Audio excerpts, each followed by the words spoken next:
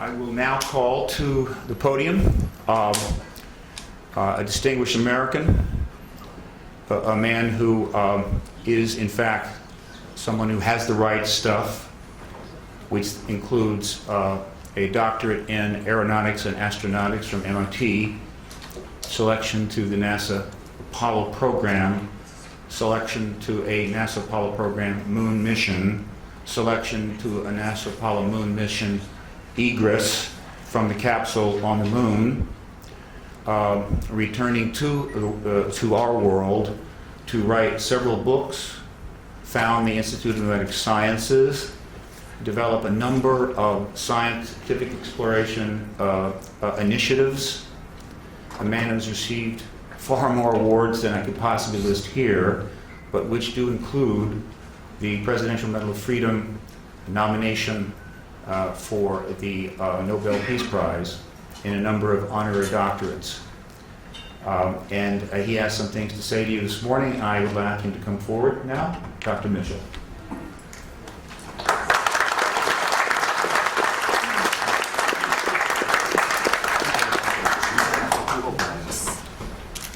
Thank you very much for being here. My story with regard to the disclosure process is very simple. I grew up in Roswell, New Mexico, the site of the first UFO crash, the alleged UFO crash. And my story is as a result of growing up there. I was a senior in high school, just going into my senior year in 1947, when on one day the Roswell Record announced that an alien craft had crashed, and the next day changed that story and said no, the Air Force said that was a weather balloon. And since I was on my way to college and more interested in those things, I didn't pay much attention to it at that point in time. However, my family was in the agribusiness. My grandfather was a cattle buyer and sold registered Hereford bulls to the ranchers in the area, knew everybody in the area, the Pecos Valley and beyond, sold cattle into Arizona, western Texas, and was affectionately known as Bull Mitchell in those parts. And so it was not unsurprising to me later on that the lore of the area, of our friends and the people in Roswell, including the sheriff's department, and a military friend of ours, a major who was also turned out to be a friend of Jesse Marcel, who was the first Air Force officer on the site of the crash. And this Air Force officer was in administration. He was not really involved, but he eventually told me his story, and that's how I became involved.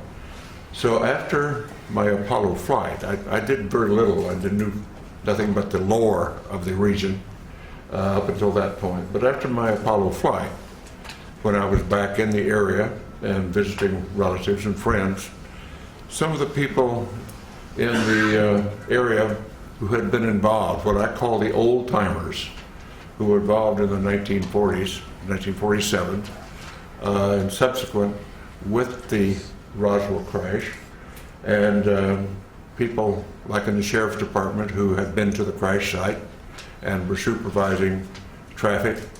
My friend and friend of our family, the major, who was an office mate of in the administrative function at Walker Air Force Base.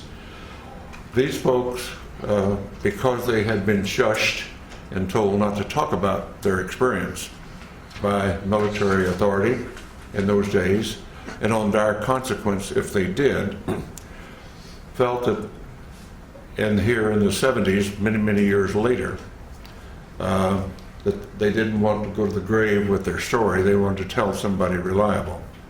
And being a local boy and having been to the moon, they considered me reliable enough to whisper in my ear their particular story and their association with the Roswell crash, including the family of the undertaker who provided coffins for the alleged alien victims,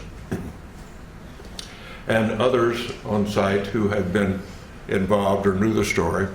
And of course, eventually I ran into Jesse Marcel Jr., the son of the Jesse Marcel, who was the first military officer on the site, and knew his story, and knew his story well, and we became friends in later years in this disclosure movement. And at some point, about 10 years ago, and I can't remember what date it was right now, when the disclosure movement was going strongly, I came here to Washington with a Navy commander by the name of Will Miller and Dr. Stephen Greer, and we were able to get an appointment at the Pentagon to talk about what we knew, or what we allegedly knew, what we thought we knew, and went and told our story. And the powers that be at the Intelligence Committee of the Joint Chiefs of Staff listened to our story and said, the Admiral said, well, I don't know that story. I don't know that that's true, but I will find out. So we departed, went on our way, and subsequently learned through Dr. Greer and through Will Miller, and that those stories had been confirmed, and that the Admiral had been denied access when he tried to get into the inner workings of that process. And we had confirmation of that, although that Admiral now denies the fact that this is the fact. So my story is essentially that.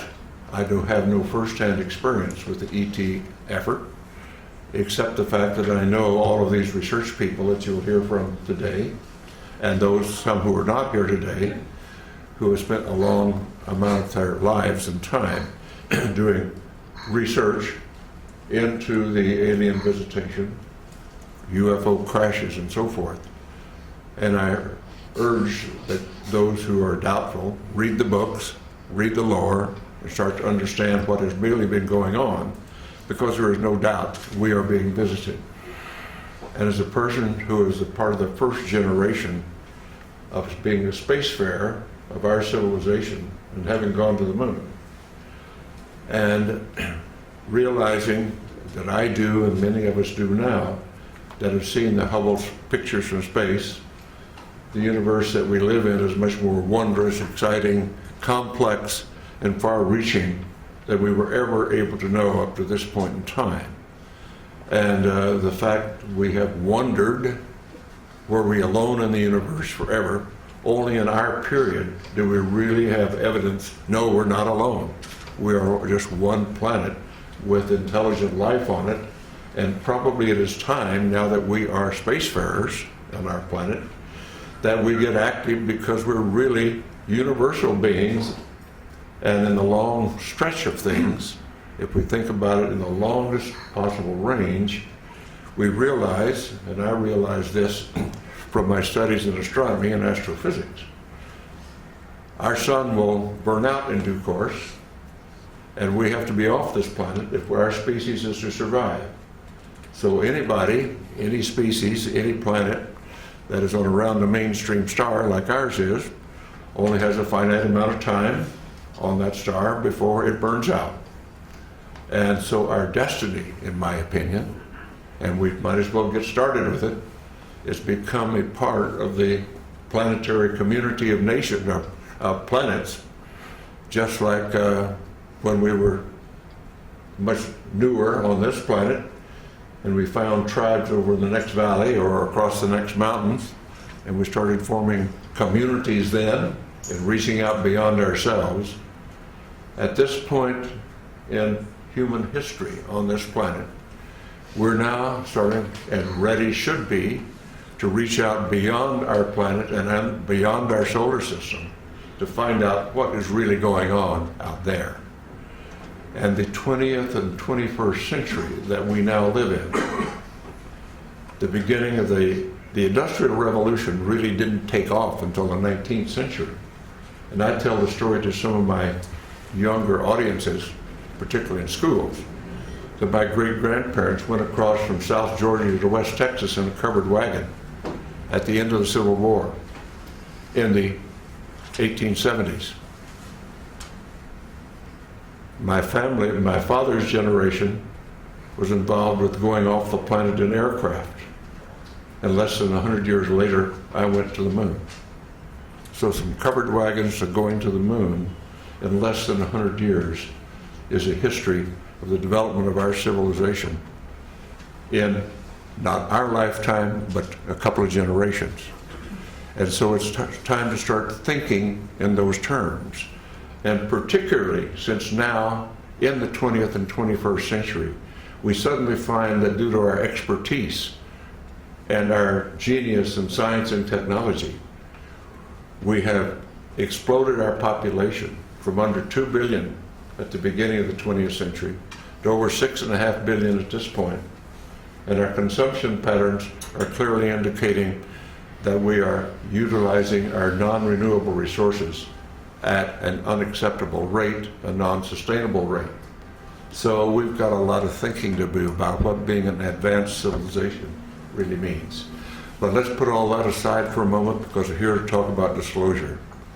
And what I am suggesting is it is now time to put away this embargo of truth about the alien presence. And I call upon our government to open up, like other governments have, and you will hear about that this morning, like the Belgians have, the French have, the Brazilians have, the Argentines, the Mexicans have all released their files. It's about time now that we do the same thing and become a part of this planetary community that is now trying to take our proper role as spacefaring civilization. Thank you very much for your attention.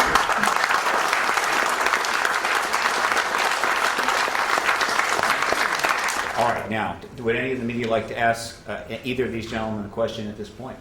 Any of the reporters? Yeah. Oh, Alan? can you tell us, Dr. Mitchell, exactly what the locals of Roswell told you, if you could remember specifics? On the mic. Yeah. The essence was that the Roswell event was an alien craft, that it was not of this planet. That's the essence. What they really told me was their particular, each one had some particular part of it, like a sheriff's deputy was controlling traffic but heard from what the other people what was going on. The family of the undertaker told about the small coffins that were created for the alien bodies. And my Air Force family friend said yes, he had heard the same thing from Major Brazel. Each one of them just told what their portion of the activity was all about. So putting it all together, the sum total was, yes, it was an alien spacecraft. Thank you. Another question? Just had another question about fellow astronauts talking to you about seeing space, UFOs in space. No, I have talked to all of the astronauts up through the Apollo program.